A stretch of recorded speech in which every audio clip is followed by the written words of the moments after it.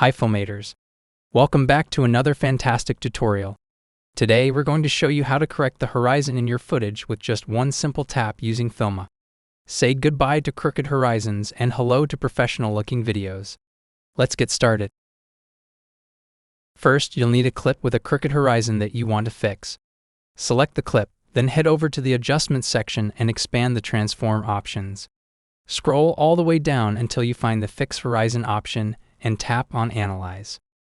Just like magic, Filma will automatically detect and apply the proper transformation adjustments to straighten your horizon throughout the entire clip. It's that easy.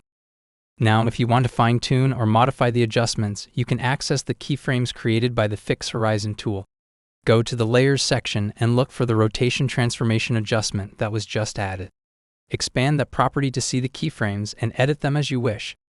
And there you have it, Filmators.